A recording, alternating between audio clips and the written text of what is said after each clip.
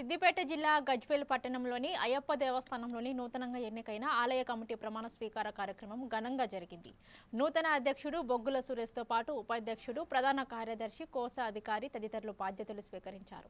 ఈ సందర్భంగా ఆలయ అభివృద్ధికి అంకిత భావంతో పనిచేయాలని పలువురు ఆకాంక్షించారు. అనంతరం 30 మంది డైరెక్టర్లను ఎన్నుకున్నారు.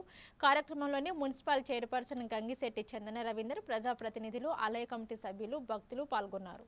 ఆయనకు తెలుసు, కానీ ప్రపంచాలు ఏం లేవు కావచ్చు, మీరు చెప్పినట్టు పూర్తిత్వమే కావచ్చు, లేకుంటే ఇంకేమైనా కావచ్చు, కానీ అన్నీ కూడా ఆయన సలహా తీసుకొని ఇప్పుడు నూతనంగా ఎన్నుకోబడినటువంటి అధ్యక్ష, కార్యదర్శి, ఉపాధ్యక్షులకు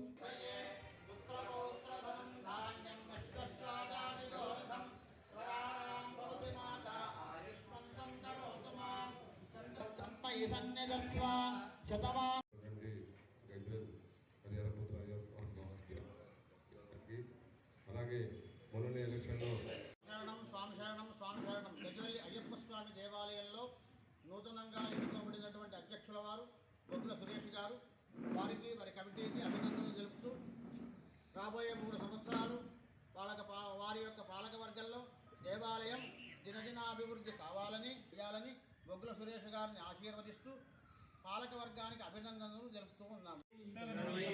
భూతనాద సదానంద సర్వభూత దయాపర రక్ష రక్ష మహాబాహో శాస్త్రేతుభ్యం నమో నమః.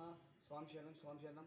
ఈరోజు గజ్వేల్ పట్టణంలో అత్యంత వైభవంగా నిర్మించుకున్నటువంటి, అందరి సహాయ సహకారాలతో నిర్మించుకున్నటువంటి శ్రీ హరిరపుత్రయ్యప్ప స్వామి ఆలయం దినదినాభివృద్ధి చెందుకుంటూ ఈరోజు శాఖోపశాఖలుగా విస్తరించి చిన్నగా ఉన్న ఆలయం ఈరోజు ఇంత పెద్ద భవనంగా, ఇంత పెద్ద ఆలయంగా మారి భక్తులను కూడా, ప్రతి ఒక్క భక్తుల్ని కూడా, కోరుకున్న భక్తులందరూ కూడా ఆ అయ్యప్ప స్వామి కోరికలు తీర్చుకుంటూ ప్రతి ఒక్కరిని కూడా తన వైపు, తన భజన వైపు, తన వైపు భక్తిగా తిప్పుకొని అందరినీ తన భక్తులుగా మలుచుకొని ఈరోజు గజ్వేల్ పట్టణం దాదాపు ప్రతి సంవత్సరం ఒక 500 మంది స్వాములు అయ్యేటట్టుగా